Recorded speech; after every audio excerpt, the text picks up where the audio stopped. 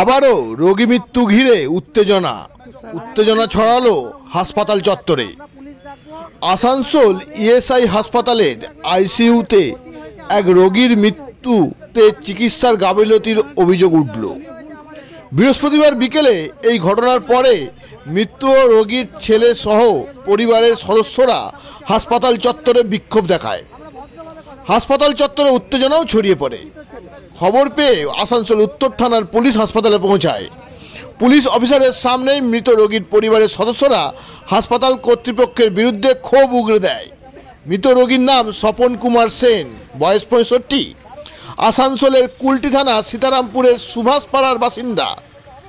বাবার মৃত্যুতে চিকিৎসার গাফিলতিতে হয়েছে এমনই কথা জানিয়েছে সৌরভ সেন। হাসপাতালের সুপার ডাক্তার অতনু ভদ্রকে একটি লিখিত অভিযোগও করা হয়েছে। গ্রামাঞ্চল শিল্পাঞ্চলের খবর ব্যুরো রিপোর্ট।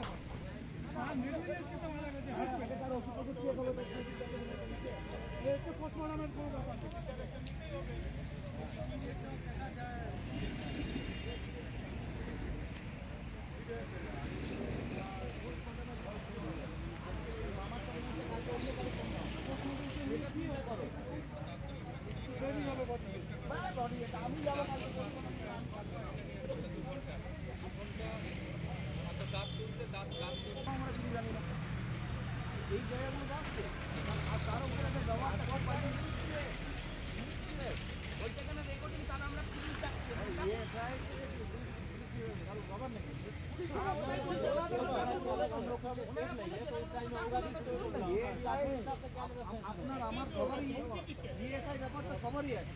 বিএসআইতে লোয়ার ক্লাসও আছে, মিডিল ক্লাসও আছে, তা বলে ট্রিটমেন্টটা সেভাবে হবে না।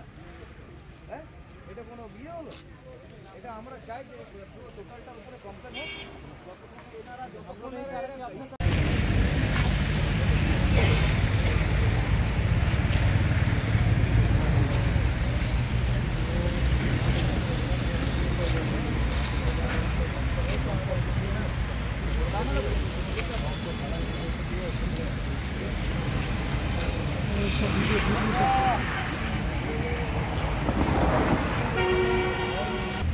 ওনারা ফার্স্ট এড টেস্ট করে, ওরা কিছু বলে যেহেতু আপনার চেক আপ হয়নি কোনো কিছু, তো ওনারা কোনো ডিসিশনে যায়নি। বললো আমি কথা বলেছি, কয়েকটা জনের সাথে বলেছি, কিন্তু কোনো রেসপন্স পাইনি।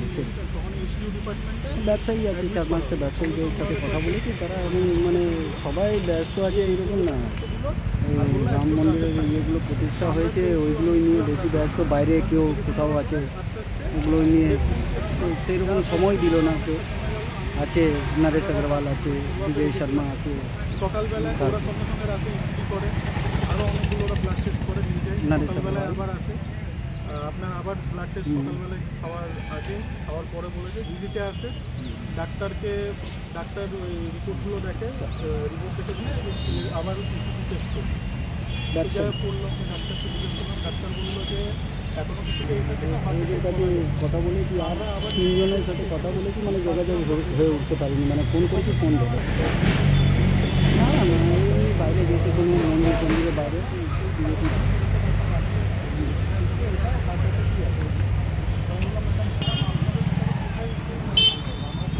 কাল মধ্যে ফিরবে দেখি। আর সেটা ডিপেন্ড করে ম্যাক্সিমাম আপনাদের যা ঠিক হয় আপনি জানেন, আমি আমাদের নিজেদের মধ্যে ডিসকাস করলাম।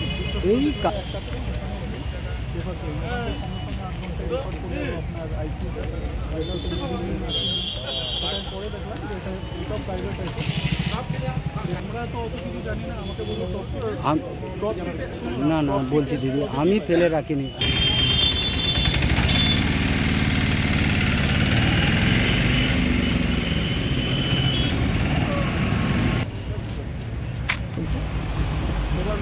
চলে গেল, আমি আইসিইউ চলে গেলাম। বিকালে এসে আবার চেক করলাম। বিকালে ওরা বলছে যে আপনাকে আমি তো ওটা না ওটা আমারই ভুল। আমি তবে থেকে নভেম্বর থেকে বেশি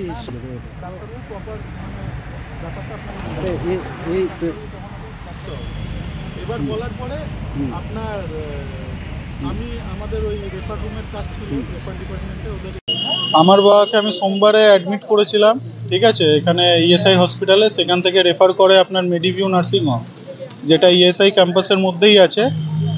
পুরোপুরি আপনার ট্রিটমেন্ট নেগলিজেন্সির জন্য আমার বাবার আজকে ডেথ হয়েছে। ওনাদের আইসিইউতে থাকাকালীন আবার আপনার ম্যাসিভ হার্ট অ্যাটাক হয়েছে, যেহেতু ওনারা প্রপার ট্রিটমেন্টই করেনি, কোনো টেস্টই করেনি। যেখানে ইকোকার্ডিওগ্রাম হওয়ার কথা ছিল, ডক্টর রমন রাজকে ডেকেছিল, উনি 3 দিন ধরে আসছেন না, তাই বলে সেকেন্ড কোনো অপশান ওরা ইউজ করেনি। আমাদেরকেও কিছু জানায়নি যে এই এমার্জেন্সি আছে, যে কোথাও রেফার করতে হবে না অন্য কোনো ব্যবস্থা নিতে হবে। আমরা সকাল বিকালে ভিজিটিং আওয়ার্সে আসছি, দেখা করছি, কিন্তু ওনারা কোনো কিছু, আমি বারবার বললাম যে যদি রেফার করতে হয় ম্যাডাম বলবেন, কোনো কিছু জানানো হয়নি। এমনকি আমার বাবা মানে পুরোপুরি সুস্থ ফিল করছিল, নিজে হাঁটা চলা করে বাথরুম যাচ্ছে, খাওয়া দাওয়া করছে। আজকে সকালে দেখা করেছি, ওনার হার্ট অ্যাটাক হলো। তাহলে মানে ওই আইসিইউতে রাখার মানেটা কি?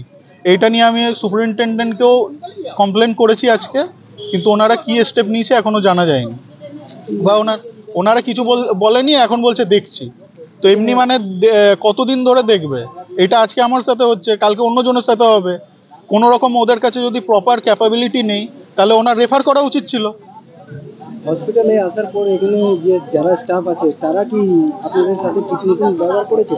ঠিক মতো ব্যবহার করেছে, ব্যবহার ঠিক আছে, কিন্তু ওনারা যেই টার্মস বলছেন, আপনাদের পেশেন্টকে তো অ্যাওয়ার্ড করা উচিত, পেশেন্ট পার্টিকে। হার্ট অ্যাটাককে বলছে মায়োকার্ডিয়াল ইনফ্র্যাকশন। নর্মাল মানুষ কি বুঝবে আপনার মেডিকেল টার্মস? ট্রপটি টেস্ট মানুষের মনে থাকবে? আপনি আমাদের কি বলে মানব মুখার্জি না মানুষ মুখার্জি আছেন, উনি নিজে আমাকে বলল যে আপনার বাবা ট্রপটি টেস্ট পজিটিভ হয়েছে, মানে হার্ট অ্যাটাক হয়েছে, তার কি বলে মাসেল ড্যামেজ হয়েছে, তো তার জন্য আমরা 50% ট্রিটমেন্ট ইএসআই করেছে, বাকি আমরা দেখছি। আমরা ডক্টর রমন রাজকে কল করেছি, উনি আপনার আসছেন, ইকোকার্ডিওগ্রাম করবেন, তারপর আমরা ফার্দার ট্রিটমেন্ট করব।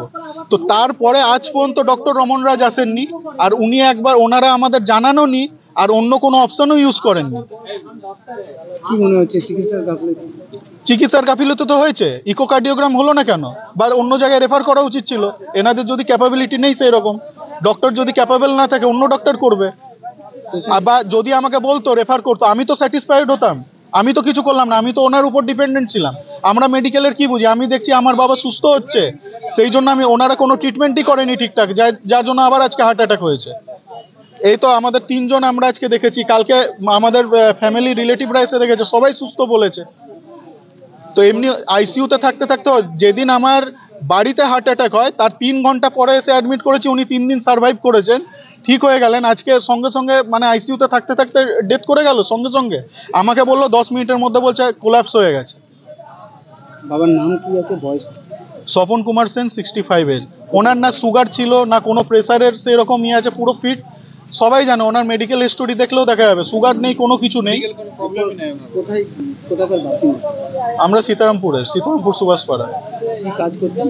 আমরা টেলিকমে জব করি, ঠিক আছে। আপনার নাম? সৌরভ সেন। আপনি কে? আমি ওনার ছেলে পেশেন্টের।